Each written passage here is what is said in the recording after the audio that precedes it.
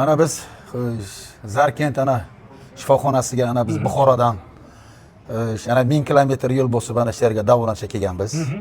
Buxoro oblastidan mana bu hamsoyam, mana bu ham o'g'aynim, hamsoyam. Xo'sh, mana yana yonimizga yo'q, ana vrachni o'zlari o'tiribdilar. Xo'sh, ana keldik, joylashdik. Xo'sh, rahmat. Zo'r. Endi bu doktorni men oldinda mana bu tavsiya qilgan, endi ko'rib orzu qilganman, lekin mana kelib qo'ldiga tushdim bu kishini. Mana shu rahmat, juda ham yoqib qoldi. Mana lecheniyalar yaxshi, ana oldik, zo'r. Mana buni asnovni davo qiladigan faqat narsasi ukol dori emas, tili. Til. Shunday kiradi, til bilan bir kulib kirsa, mana bu og'riq yetib ketadi. Ha, yetib ketadi. Endi bu nimada? Endi mana intervyu kitob berganda, endi shu uchun mana bu kishiga mana keldik, ana 10 kun yotaman, 10-chi kun yotyapmiz. Xudoga shukr, mana bergan mana ayollar ham yuribdi, erkaklar ham yuribdi. Hammasi Xudoga shukr davolan. Xursand. Juda xursand. Ana so'raymiz, har kun uchrashamiz, u yoqqa bu yoqqa boramiz. Mana tashqarida chiqib kelsak, mana shahar ichida so'rasak, mana bunday deydi Dostonbekda.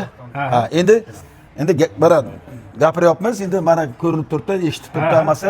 Endi mana kasallar bo'lsa, agar Xudoga ana bizga ham shunaqani bor, ana bera kelib toshni ana davolansalar, mana shu 15 yillik men kasalman. Saxarim ham bor. Berga bu. Mana bugun Xudoga shukr, ana yaxshiman-da. Endi sal nima bo'lsa ham yana 1-2 marta kelsam aytdilar-ku, "Vaqti temir bo'ladi ayoq" dedilar. Zo'rlab yuboraman dedilar. Juda mahalladosh keldilar, men og'ayni. Bundan juda ham xursandman. Chunki bunaqa kollegiya kam bo'ladi. Mana kelib olib, to'g'ri motivatsiya berib sizga. Bo'lmasam kelmasingiz mumkin edi-yu. Kelmasmidi? Ha. Chunki bitta odam sababchi bo'lish kerak. Mana Hoji bilan gaplashganimizda 2 kunda zo'rman Dostonbek deyapti. 2 kunda og'riq umuman qolmadi deyapti-da. Bu juda ham yaxshi. Yuring Hoji tog'a. Yurishingizni ko'raychi. Mana yurishlar уже juda ham maksimal darajada. Kelinchi? Og'riq yo'q Hoji tog'a. Nechinchi yilsiz? 64-yil. Og'riq yo'q. Kimgadir ham 2 kunda foyda qilar ekan, kimgadir ham 10 kunda. Kimgadir ham ikkinchi etapida foyda qilishi mumkin ekan. Hoji tog'a, mana shu soha bo'yicha qiynalgan bemorlar juda ham ko'p. Siz mana ijtimoiy tarmoqda ko'rdingiz, keldingiz. Qanaqa ekan deb o'ylaysiz-ku, mahallalarda bir xillar 2 yilgacha kuzatyapman degan bemorlar ham juda ham ko'p. 2 yil oson bosib kuzatish shunday videoni. Bir xillar bir kunda kuzatdim, bir kunda keldim deydi. Shunaqasi ham bor demoqchiman. Har qayerga borib yurib kerak emas.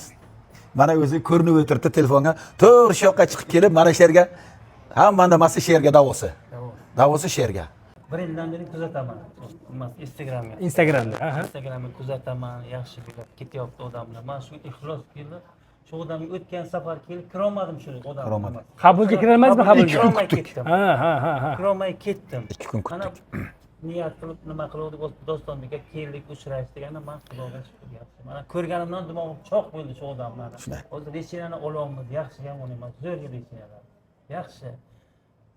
Men xursandman sizni ko'rganimdan, shunday storas issiq odamsiz, shunday